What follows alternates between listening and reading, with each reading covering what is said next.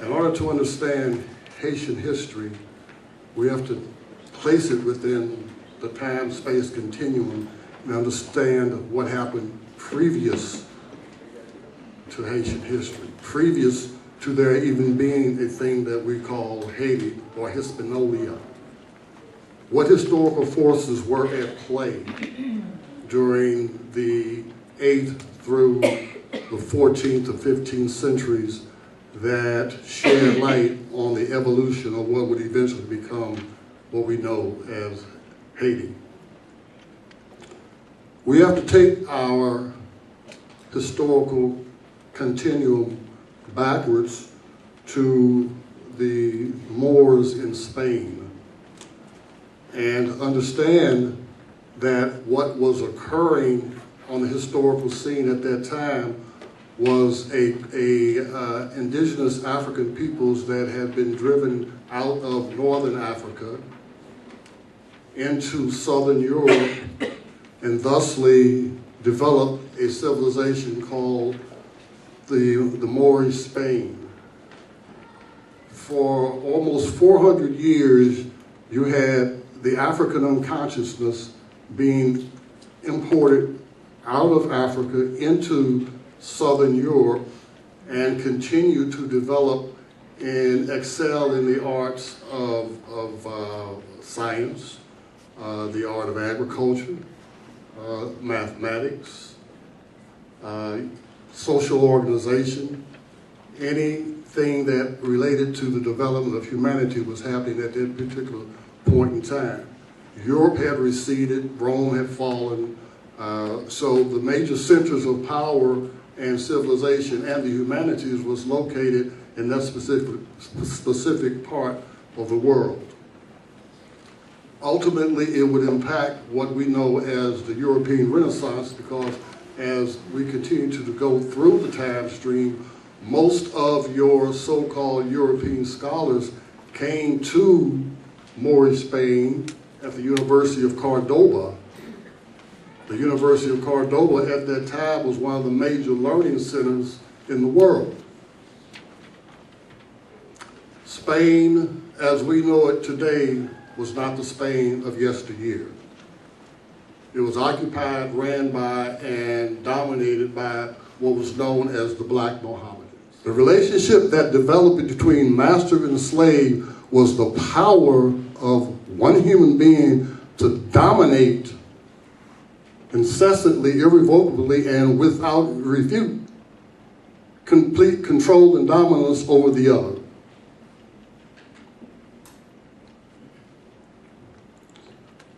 As we continue to talk about Hispaniola and the rise of slavery, there is one area of slavery that is very dear to my heart, and I'm going to spend a lot of time sharing that with you, because in order for you to understand and appreciate the value and the beauty and the strength and the love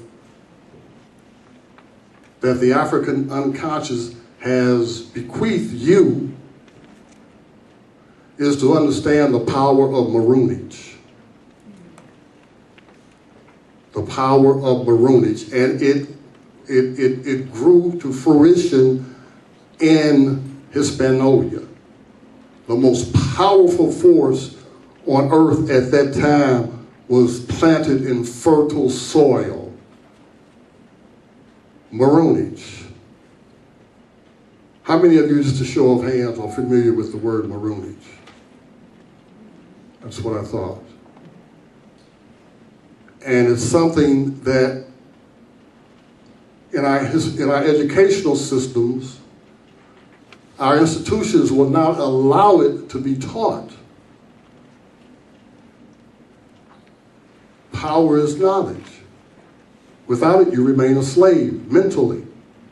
So maroonage, let's deal with the terminology maroonage.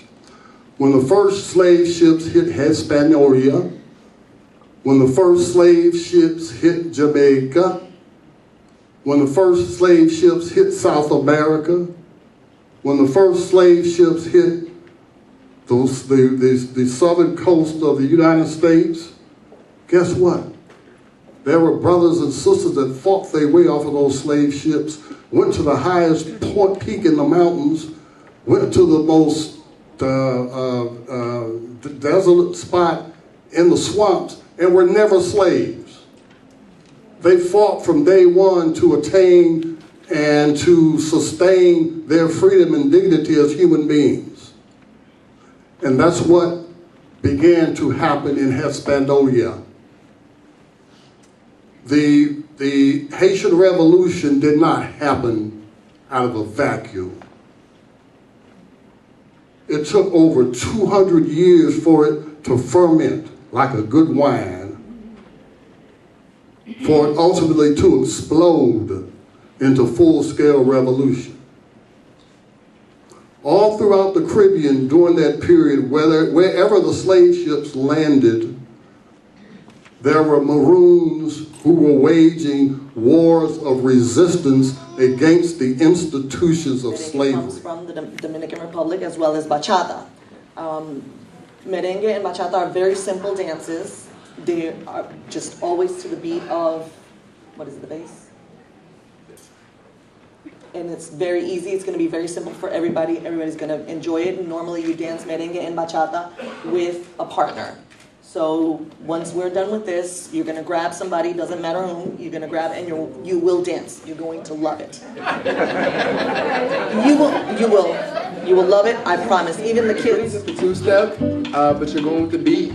So it's really just a shift of weight. It's not even really a step.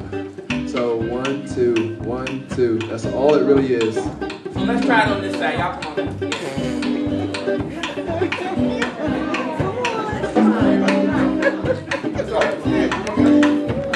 Yeah, come on, do it with one of the young people, yeah.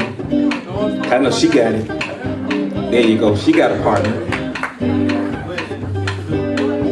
T, you dance again. That's all it is. It's really simple. Can everyone see that? By the end of the night, we'll get the dance with the stars part, so it'll be okay. So it doesn't matter if you have a partner of the opposite gender. Just try it where you are with the person next to you. We're all family here. Do what they're doing. And Erica and Lynn are going to go around and kind of help you on this side. Yeah, go ahead and try it. Go ahead and try it.